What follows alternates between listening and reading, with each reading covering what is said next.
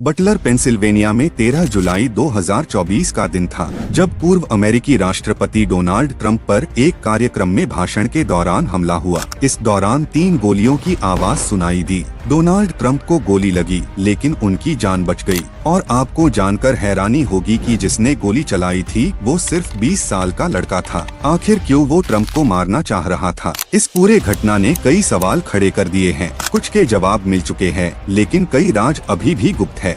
दोस्तों आइए जानते हैं उस दिन असल में क्या हुआ था।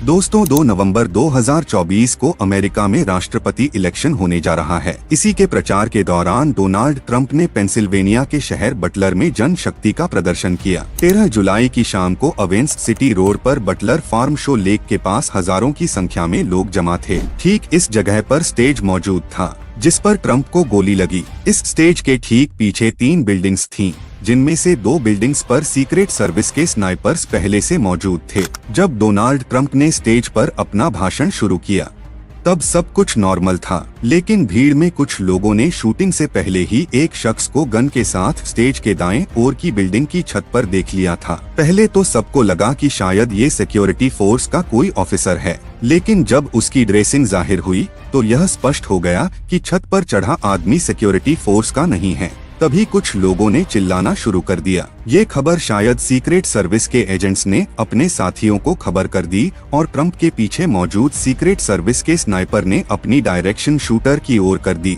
अभी उनका इंटेंशन का मालूम पड़ता उसके पहले ही उसने एक साथ 3 गोलियां चला दी। दोस्तों आपको बता दे कि शूटर और ट्रंप के स्टेज के बीच सिर्फ 410 फीट की दूरी थी, लेकिन जब शूटर ने गोली चलाई तब कुदरती तौर पर ट्रंप ने अपना सिर हल्का सा हिलाया और गोली उनके कान को छूते हुए निकल गई, वरना शूटर का निशाना इतना सटीक था कि ट्रंप का बचना पॉसिबल नहीं था। फायरिंग के तुरंत बाद डोनाल्ड ट्रंप खुद नीचे बैठ गए और सीक्रेट सर्विस के एजेंट्स ने उन्हें चारों ओर से घेर लिया।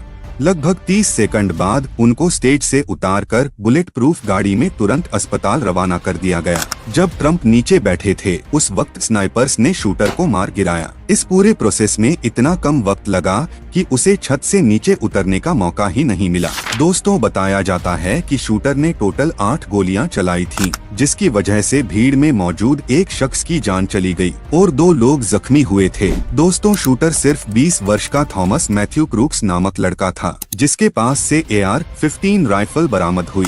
जिस जगह ट्रंप पर हमला हुआ शूटर उस जगह से 70 किलोमीटर दूर बेथल पार्क में रहता था। उसने 2022 में बेथल पार्क हाई स्कूल से ग्रेजुएशन किया था और फिलहाल नर्सिंग होम के किचन में काम करता था। उसके फ्रेंड्स ने बताया कि थॉमस मैथ्यू में कोई एबनॉर्मल एक्टिविटी नजर नहीं आई, लेकिन हाल ही में उसने एक लोकल शूटिंग क्लब में मेंबरशिप ली थी। क्लैटन स्पोर्ट्समैन क्लब में रेंजेज मौजूद हैं, जिसमें ज्यादा से ज्यादा टारगेट की दूरी 560 फीट है। ट्रंप पर हमला करने से एक दिन पहले थॉमस ने एक लोकल स्टोर से इम्यूनिशन के 50 राउंड्स और एक सीडी खरीदी थी और जो गन उसने हमले के लिए इस्तेमाल की थी वो असल में उसके पिता की थी। हमले वाले दिन उसने अपने नर्सिंग होम किचन से छुट्टी ली और अपने दोस्तों को बताया कि वो कल तक वापस आ जाएगा। उसी दिन सुबह को थॉमस के पिता ने पुलिस में कंप्लेंट दर्ज करवाई कि बेटा लापता हो गया है। डोनाल्ड ट्रंप पर हमला होने के बाद कई सारे सवाल खड़े हो चुके हैं कि आखिर 20 वर्षीय थॉमस ने ऐसा क्यों किया और किसके कहने पर किया, और जब वह दिन की रोशनी में खुल्लम खुल्ला गन के साथ छत पर मौजूद था उस वक्त सीक्रेट सर्विस के एजेंट्स की उस पर नजर क्यों नहीं पड़ी और इतने सारे लोगों के बीच वह हथियार के साथ कैसे घुसने में सफल हुआ। पर FBI को अभी तक लगता है कि यह थॉमस का पर्सनल फैसला लगता है। उसकी गाड़ी और घर से FBI को बम बनाने का सामान भी मिला है। शूटिंग से पहले उसने गूगल पर डोनाल्ड ट्रंप की तस्वीरें भी सर्च की थीं। सिर्फ ट्रंप ही नहीं बल्कि सर्च हिस्ट्री में राष्ट्रपति Joe Biden, attorney general मेरिक garland, FBI director Christopher और प्रिंसेस ऑफ वेल्स कैथरीन को भी इसने सर्च किया था। और हाल ही में उसने मेजर डिप्रेसिव डिसऑर्डर के बारे में भी जानकारी हासिल की थी। इन सब चीजों के साथ साथ FBI को थॉमस के मोबाइल फोन में एक हैरान करने वाली फोटो भी मिली। आपको शायद याद होगा कि 30 नवंबर 2021 को मिशिगन के ऑक्सफोर्ड स्कूल में शूटिंग हुई थी, जिसे पूरी दुनिया ने भरपूर आलोचना की थी। थॉमस के मोबाइल फोन से ऑक्सफोर्ड स्कूल में हमला करने वाले एथन क्रेमली की फोटो भी मिली। क्या इसका ऑक्सफोर्ड स्कूल की शूटिंग से कोई कनेक्शन है या फिर यह किसी बड़े गैंग का हिस्सा था? इस बारे में अभी कुछ भी नहीं कहा जा सकता। डोनाल्ड ट्रंप पर हमले की जांच चल रही है और हो सकता है कि आने वाले समय में सारी जानकारी मिले। दोस्तों, वीडियो इन्फॉर्मेटिव लगी हो तो एक लाइक करके चैनल को सब्सक्राइब जरूर करें। मिलते हैं ऐसे ही वीडियो में।